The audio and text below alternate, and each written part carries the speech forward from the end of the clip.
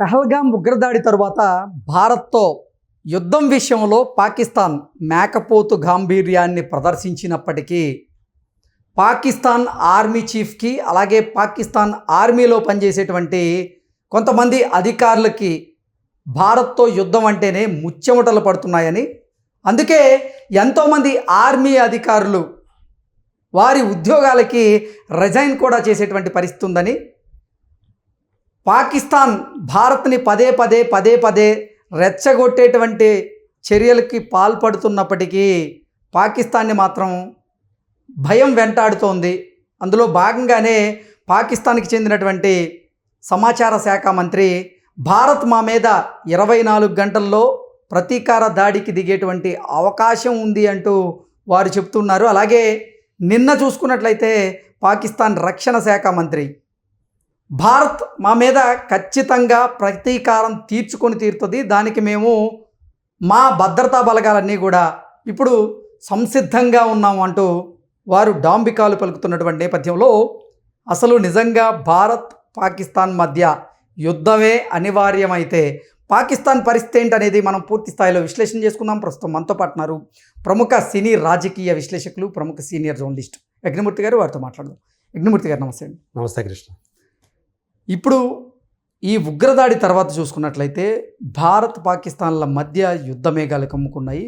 సరిహద్దు ప్రాంతాల్లో మనం చూసుకున్నట్లయితే ఉద్రిక్తకరమైనటువంటి పరిస్థితులు అయితే నెలకొన్నాయి. ఉగ్రదాడి తరువాత కూడా పాకిస్తాన్ ఆర్మీ, పాకిస్తాన్ సైనికులు పదే భారత్తో కయ్యానికి కాలు దూవుతూ ఉన్నారు. భారత సైనికుల మీద కాల్పులు జరిపేటువంటి ప్రయత్నం కూడా చేస్తూ ఉన్నారు. అంటే భారత్తో యుద్ధం విషయంలో పాకిస్తాన్ మేకపోతు గాంభీర్యాన్ని ప్రదర్శిస్తున్నప్పటికీ లోపల మాత్రం వాళ్ళని భయం వెంటాడుతూనే ఉంది అనేది మనం గ్రహించగలుగుతున్నాం. ఏంటి సార్ అసలు నిజంగా భారత్ పాకిస్తాన్ల మధ్య యుద్ధం అనివార్యమైతే పాకిస్తాన్ పరిస్థితి ఏంటంటే ఏం చెప్తారు? రాత్రి పాకిస్తాన్ సమాచార మంత్రి అతావుర్ తరార్ అతను ఆయన పేరు, ఆయన ఒక ప్రకటన చేశాడు. రాగల 24 గంటల నుంచి 36 గంటల లోపల భారత్ మాపై దాడి దిగే అవకాశాలు ఉన్నాయని చెప్పేసి మా ఇంటెలిజెన్స్ వర్గాలు చెప్తూ ఉన్నాయి. సో అది ఖచ్చితంగా జరిగే అవకాశం ఉంది, అందుకు మేము సిద్ధంగా ఉన్నాం ఎదుర్కోవడానికి ఆ దాడిని అని ఆయన ఏదైతే తరార్ అన్నాడో ఆ మాటల్లో కూడా అంటే ఈ విషయంలో అంతర్జాతీయంగా జోక్యం కావాలి, అంటే ఐక్యరాజ్య సమితిని జోక్యం చేసుకోవాలి. అంటే ప్రపంచ దేశాల్లో భారత్ని అంటే పాకిస్తాన్ మీద దాడి చేసేటువంటి ఒక దేశంగా చిత్రీకరించాలనేటువంటి ప్రయత్నం అయితే జరుగుతుంది. అసలు ఉగ్రదాడి చేసింది ఎవరో తెలీదా ప్రపంచ దేశాలకి? ఎస్, అందుగురించి ఇప్పుడు అంతర్జాతీయంగా భారత్కి మద్దతు లభిస్తుండటం చూసి కూడా పాకిస్తాన్ వణికిపోతుంది భయాందోళనతోటి. ఎందుకంటే తాము ఇప్పుడు ఒంటరిదాన్ని అయిపోతున్నాననే భయం. అసలే భారత యొక్క సైన్యం గనక దాన్ని చూసుకుంటే గనక మన శక్తి ఏ రకంగా చూసుకున్నా కానీ వాయుసేన పరంగా కానివ్వండి, అలాగే అంటే నేవీ కానీ ఆర్మీ కానీ ఎందులోనూ కూడా తాను సాటి రాదు అనే విషయం పాకిస్తాన్కి బాగా తెలుసు. సార్, భారత సైనిక దళం 12,55,550 మంది ఉన్నారు. పాకిస్తాన్ సైనికులు కేవలం 5 లక్షల మంది ఉన్నారు. నెక్స్ట్ అసలు మీరు చెప్పినట్లుగా పారామిలిటరీ బలగాలు చూసుకున్నట్లే ఇది 25 లక్షల మంది భారతీయులు ఉంటే అటుపోతే 5 లక్షల మంది ఉన్నారు. ఇదే కేవలం అంటే పదాతి దళాలు మాత్రమే కాకుండా మనకున్నటువంటి ఆయుధ సంపత్తి ఎగ్జాక్ట్లీ ఏ విషయంలోనూ కూడా సరితూగలేని స్థితి దానిది పాకిస్తాన్ది.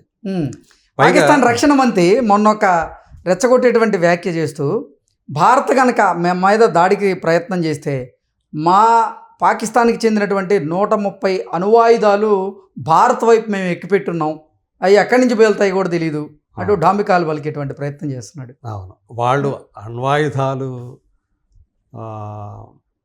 సంధించేటువంటి పరిస్థితి దాకా వస్తే భారత్ చూస్తూ ఊరుకుంటుందా?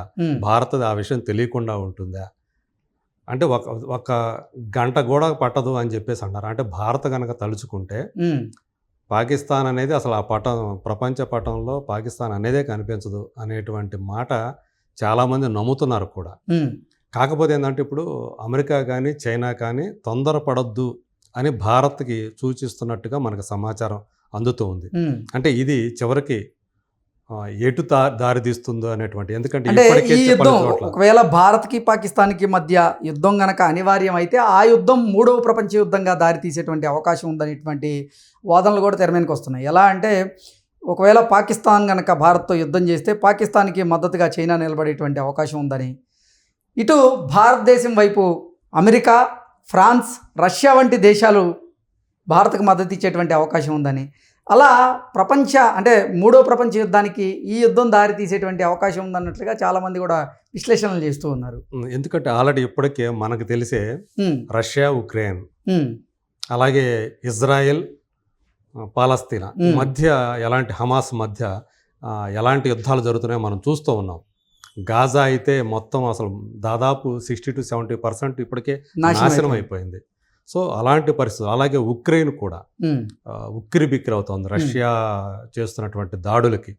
సో ఈ పరిస్థితుల్లో పాకిస్తాన్తో గనక భారత్ గనక తలపడితే పరిస్థితి ఎలా ఉంటుందనే భయం ఇంకా ఇప్పటికే ఆర్థిక పరంగా, వాణిజ్యపరంగా, అంతర్జాతీయంగా ఒక సంక్షోభం నెలకొంటున్నటువంటి పరిస్థితులు కనిపిస్తూ ఉన్నాయి. వాణిజ్య యుద్ధ మేఘాలైతే ఇంకా ఉండయనే చెప్తూ ఉన్నారు.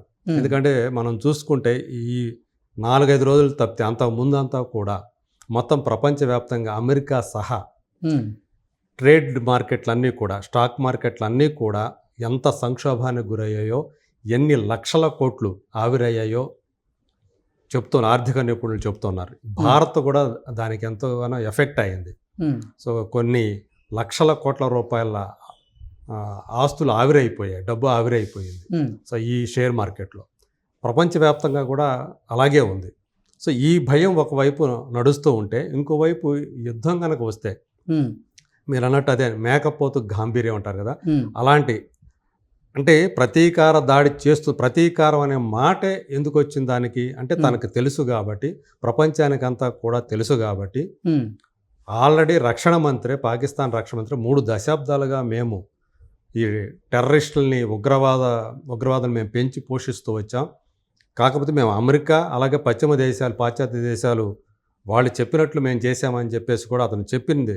సో దీన్ని బట్టి ప్రపంచానికి అందరూ కూడా తెలిసిన విషయం అది. ఆ ఉగ్ర మూకల్ని పాకిస్తాన్నే పెంచి పోషిస్తూ వస్తున్నది. ఆ ఉగ్ర మూకలకు సంబంధించినటువంటి స్థావరాలన్నీ కూడా అత్యధిక శాతం పాకిస్తాన్ భూభాగంలోనే ఉన్నాయని తెలుసు. సో అందు గురించే ఇప్పుడు అదంతా కూడా భయపడుతోంది.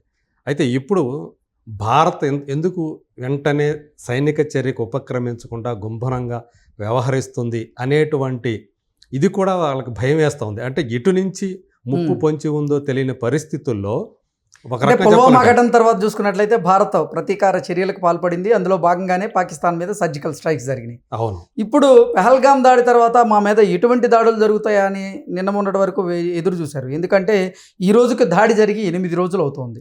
8 రోజులు అవుతున్నప్పటికీ అసలు భారతదేశం నుంచి ఎటువంటి స్పందన లేదు, అంటే ప్రతిస్పందన లేదు అనేది వాళ్ళలో మరింత భయాన్ని అయితే రగిలిస్తుంది. దానికి తోడు నిన్న భారత ప్రధాని మోదీ గారు రక్షణ శాఖకు సంబంధించినటువంటి అధికారులతో, ఆ మంత్రులతో భేటీ అయ్యారు. భేటీ అయ్యి నేను సైనిక వ్యవస్థకి పూర్తి స్వేచ్ఛనిచ్చాను అంటూ ఆయన మాట్లాడిన తరుణంలోనే ఇక 2-3 రోజుల్లో ఖచ్చితంగా ప్రతీకార చర్యలకి అవకాశం ఉంటుంది అని వారు కూడా భావించుండొచ్చు.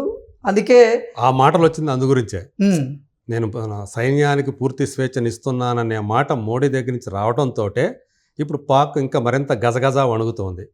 మీరు ఏమైనా చేయండి, మీరు ఏం చేసినా నేను మీకు మద్దతు ఇస్తాను అని చెప్పేసి మోడీ చెప్పడం వల్లే, ప్రధాని చెప్పడం వల్లే, మన రక్షణ మంత్రిత్వ శాఖకి, మన సైన్యానికి, సైన్యాధిపతికి చెప్పడం వల్లే ఇప్పుడు పాకిస్తాన్ నుంచి ఆది వచ్చిందని చెప్పాలి. ఇది 24 నుంచి 36 గంటల లోపల ఖచ్చితంగా పాకిస్తాన్ మీద దాడి చేసే అవకాశాలు ఉన్నాయి భారత్ అని ఆ మాటలు వచ్చాయి. ఇది అంటే ఒక రకంగా చెప్పాలంటే ఆ భయాందోళనలో అనేది ఆ మాటల్లో కూడా కనిపిస్తుంది. అంతర్జాతీయ సమాజం దీనికి పూనుకోవాలి, ఇందులో జోక్యం చేసుకోవాలి, ఒక తటస్థ దర్యాప్తు దీనికి జరగాలి. ఏంటంటే పెహల్గామ్ దాడి నిజంగా ఎవరు చేశారు అనే దాని మీద ఒక తటస్థ దర్యాప్తు జరపాలి అని చెప్పి పాకిస్తాన్ డిమాండ్ చేస్తూ ఉంది. సో అతను సమాచార మంత్రి కూడా అదే చెప్పాడు. అంటే దొంగను పట్టుకోవాలన్నట్టుందంటారా ఇది?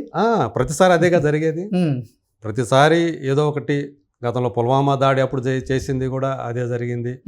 ఎప్పుడో 1947 ఇండో పాక్ మొదటి యుద్ధం దగ్గర నుంచి, ఆపరేషన్ జిబ్రాల్టర్ దగ్గర నుంచి, అలాగే కాశ్మీర్ పండిట్లు 89-90 ఆ మధ్యలో వేలాది మంది కాశ్మీరీ పండిట్లు ఊచకోత చేసి జరిగినప్పుడు చూసాం. అవును, బాలాకోట్ ఘటన చూసాం. ఇన్ని అంటే ప్రతిసారి కూడా ఇదంతా కూడా అంటే ఇప్పుడు కూడా ఏం చెప్తుంది, భారతే ఉగ్రవాదాన్ని పెంచి పోషిస్తుంది, తమను తామే చంపుకొని అది మేము చంపినట్లుగా చిత్రీకరిస్తుంది అని చెప్పేసి కూడా వాళ్ళు మాట్లాడుతున్నారు. సో ఇది ఒక రకంగా ద్వంద్వ. కొంతమంది ఏమో భారత సైన్యం వైఫల్యం చెందారు ఈ ఉగ్రదాడిని ఎదుర్కోవడంలో అంటూ వారే మాట్లాడుతున్నారు.